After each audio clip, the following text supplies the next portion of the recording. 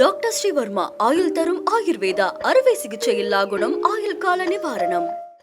Yesterday courier private limited domestic international cargo உங்கள் இல்லம் தேடி வந்து கொரியர் புக்கிங் டெலிவரி செய்து தரப்படும். பணி ஓய்வு பெற்றதும் அரசு பதவிகளை ஒருபோதும் ஏற்க மாட்டேன் என்று உச்சநீதிமன்ற தலைமை நீதிபதி B.R. கவாய் உறுதிபட தெரிவித்திருக்கிறார். நீதிபதிகள் ஓய்வு பெற்றவுடன் அரசு பதவிகளை ஏற்றுக்கொள்வது, தேர்தலில் போட்டியிடுவது போன்ற செயல்கள் நீதித்துறை மீதான மக்களின் நம்பிக்கையை குறைப்பதாக அவர் கூறியுள்ளார். 2019 அயோத்தி வழக்கில் தீர்ப்பு வழங்கிய அப்போதைய நீதிபதிகளுக்கு அரசு பதவி வழங்கப்பட்டது.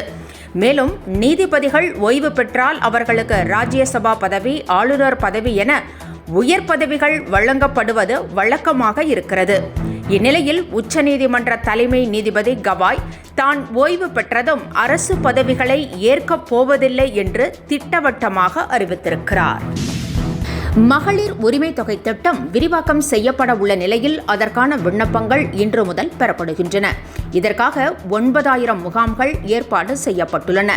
தமிழக அரசு செயல்படுத்தி வரும் மகளிர் உரிமை தொகை திட்டத்தின் கீழ் தற்போது 1,14,00,000 பேர் மாதந்தோறும் 1000 ரூபாய் பெற்று வருகின்றனர். இந்நிலையில் விடுபட்டவர்கள் இந்த திட்டத்தில் பயன்பெறும் வகையில் தமிழக அரசு இந்த திட்டத்தை விரிவாக்கம் செய்கிறது. இதற்காக இன்று முதல் விண்ணப்பங்கள் பெறப்படுகிறது. பாஸ்போர்ட் சைஸ் போட்டோவுடன் ரேஷன் கார்டு, வங்கி கணக்கு எண் உள்ளிட்ட விவரங்களுடன் விண்ணப்பிக்க அறிவுறுத்தப்பட்டுள்ளது. விண்ணப்பிக்கும் மகளிருக்கு ஜூலை மாதத்திலிருந்து மாதந்தோறும் 1000 ரூபாய் கிடைக்கும். மகளிர் உரிமை தொகை திட்டத்தில் புதிதாக 15 லட்சம் பேர் சேர்க்கப்பட வாய்ப்பிருப்பதாக தெரிகிறது. வாக்குப்பதிவு சதவீதத்தை துல்லியமாக அறிந்து கொள்ளும் வசதியை ஏற்படுத்த தேர்தல் ஆணையம் முடிவு செய்திருக்கிறது. பீகார் தேர்தலுக்கு முன்பாக இதை செயல்படுத்தவும் நடவடிக்கை எடுத்து வருகிறது. தேர்தலின் போது 2 மணி நேரத்திற்கு ஒருமுறை வாக்கு சதவீத விவரங்களை தேர்தல் ஆணையம் வெளியிடுகிறது. தேர்தல் அதிகாரிகளிடம் இருந்து விவரங்களை பெற்று வெளியிடுவதற்கு காலதாமதம் ஏற்படுகிறது. சில நேரங்களில் வாக்கு சதவீதத்திலும் தகவல்கள் வேறுபடுகின்றன. இதனை தவிர்க்கும் பொருட்டு VTR எனப்படும் செயலியில் வாக்கு சதவீதத்தை உடனுக்குடன் பதிவேற்றம் செய்யும் முறையை தேர்தல் ஆணையம் கொண்டு வர உள்ளது. வாக்குப்பதிவின் போது தேர்தல் அலுவலர்களிடம் நேரடியாக VTR செயலியில் விவரங்களை பெற்று பதிவேற்றம் செய்ய முடிவு செய்யப்பட்டிருக்கிறது. திமுக கூட்டணியில் தொடர்வதாக சில தினங்களுக்கு முன் அறிவித்திருந்த தமிழக வாழ்வுரிமை கட்சி தலைவர் மீண்டும் திமுகவை சீண்டியிருக்கிறார்.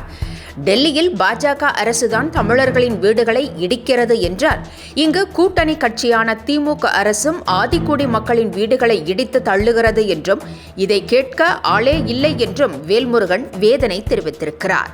இதனால் அவர் மீது திமுக அதிருப்தியில் இருப்பதாக கூறப்படுகிறது.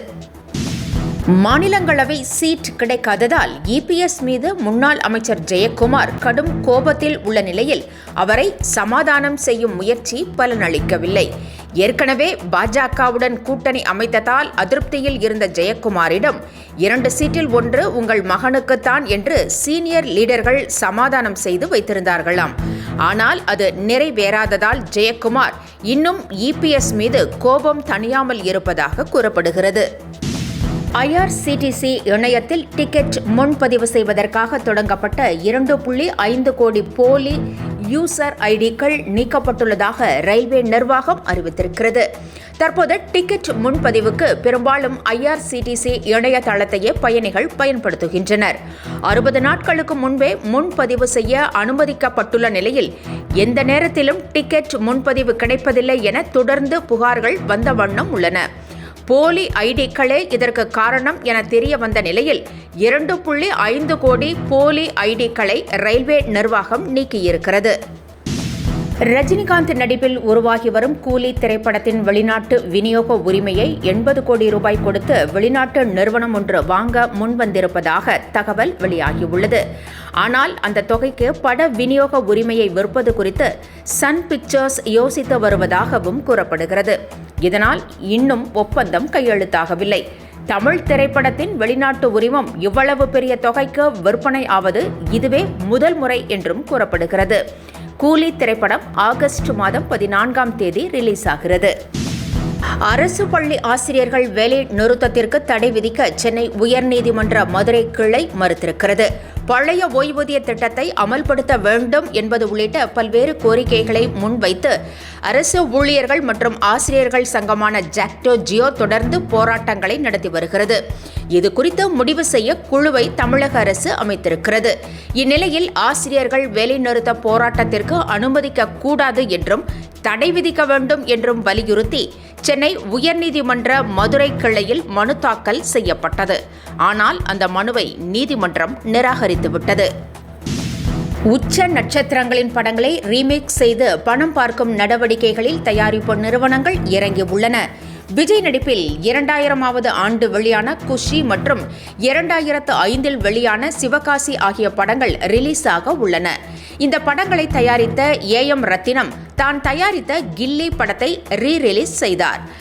எதிர்பார்த்ததை விட வசூல் அதிகமாக இருந்ததால் குஷி சிவகாசி படங்களையும் ரிலீஸ் செய்ய முடிவு செய்திருக்கிறார். இதன் அடிப்படையில் விரைவில் ரிலீஸ் தேதி அறிவிக்கப்படும் என்று கூறப்படுகிறது.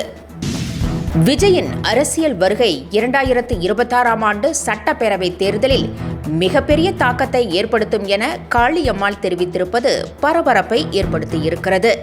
நாம் தமிழர் கட்சியின் அடையாளமாக இருந்த காளியம்மாள் சீமானின் நடவடிக்கையால் கடும் அதிருப்தி அடைந்து அக்கட்சியிலிருந்து விலகினார். அவர் கட்சியிலிருந்து விலகியதும் திமுகவுக்கு செல்வதாகவும் தாவேகாவுக்கு செல்வதாகவும் தொடர்ந்து வெவ்வேறு விதமான தகவல்கள் வெளியாகி வந்தது. ஆனால் தனது முடிவை அறிவிக்காமல் காளியம்மாள் மௌனம் காத்து வருகிறார். இந்நிலையில் திடீரென அவர் விஜய்க்கு புகழாரம் சூட்டியிருக்கிறார். விஜயின் வருகை 2026இல் மிகப்பெரிய தாக்கத்தை ஏற்படுத்தும் என்றும் குறிப்பாக இளைஞர்கள் மத்தியில் தாக்கம் அதிகமாக இருக்கும் என்றும் தெரிவித்துள்ள காளியம்மாள் எந்த கட்சியில் இணையப் போகிறேன் என்பது குறித்து தொடர்ந்து மௌனம் காத்து வருகிறார். என்றும் உங்களுடன் மை இந்தியா. முக்கிய செய்திகளை உடனுக்குடன் தெரிந்து கொள்ள சப்ஸ்கிரைப் பண்ணுங்க, பெல் பட்டனை பிரஸ் பண்ணுங்க.